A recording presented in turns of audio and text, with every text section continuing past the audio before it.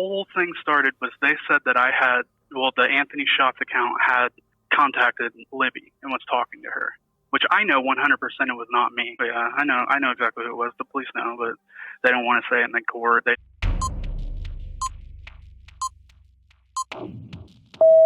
Kegan Kline did an interview with Anya and Kevin from the Murder Sheet. He said he was back in his cell about an hour. This was the same day of his sentencing hearing, but I wouldn't be shocked if that was the first of many, many lies he told throughout this chat. Guaranteed he was back in that cell about 4 hours at least. There is no awakening here. There's no suddenly Kegan becoming truthful because he got 40 years in prison. Didn't happen. He's an idiot.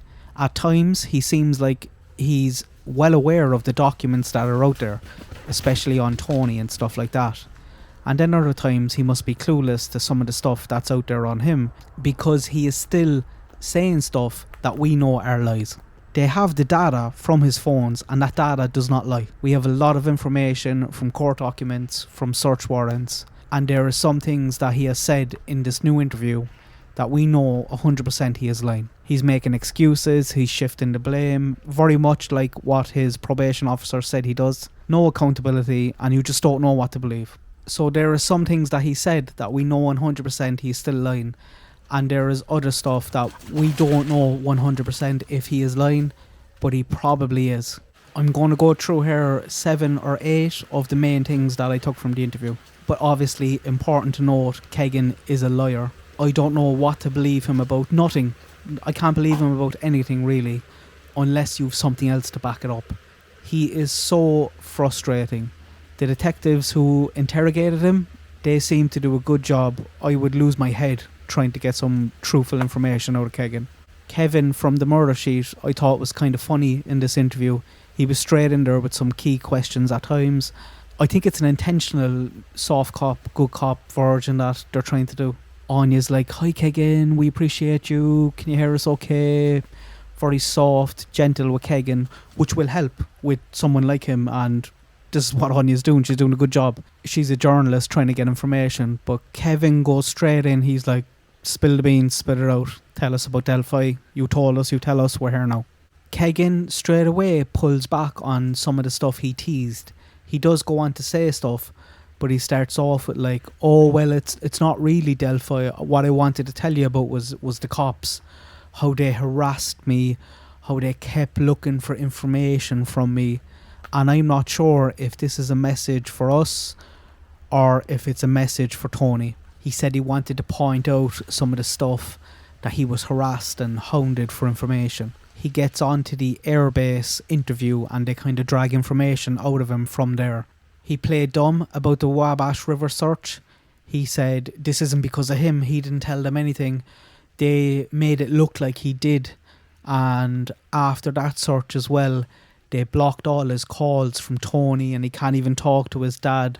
But he didn't tell them anything, which is a lie, because there's no way they would have done the searches that they did unless Kegan told them something.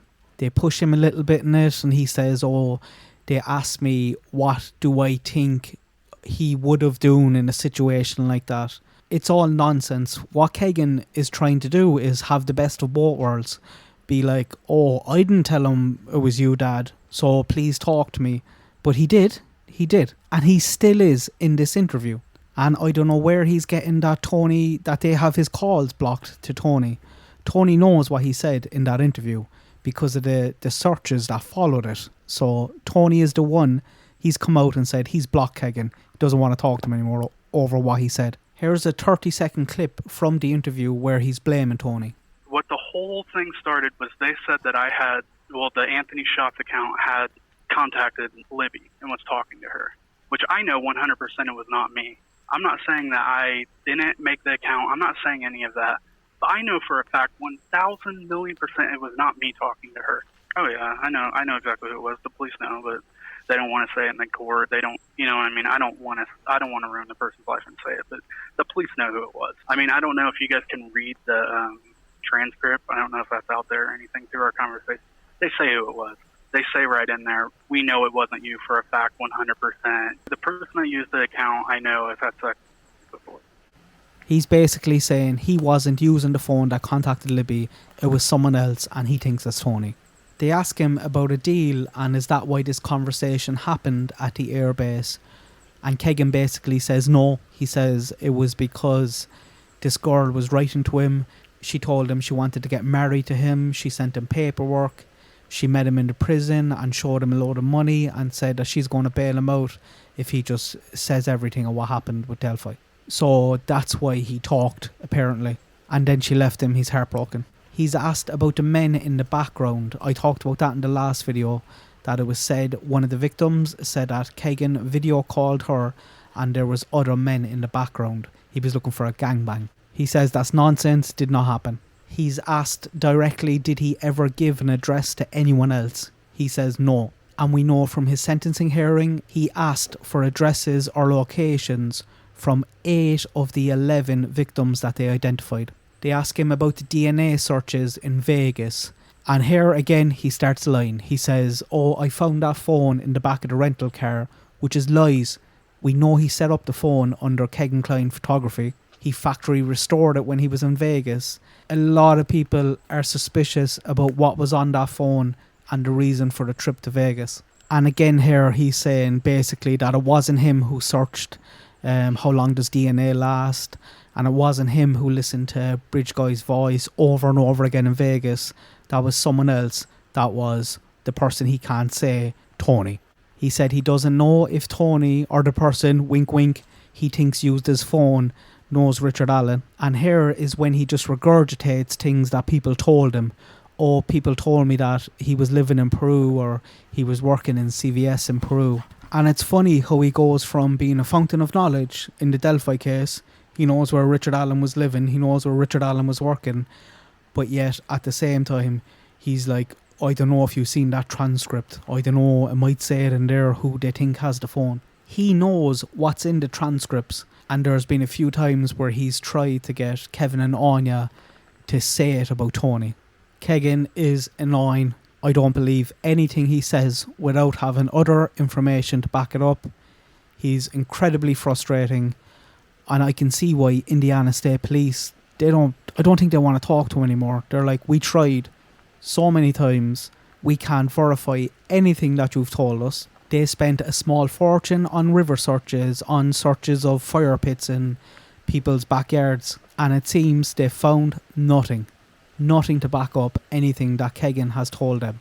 And maybe the only link from Richard Allen to Kline's is that they stumbled across the Allen tip because they ran into a dead end with all the Kline stuff.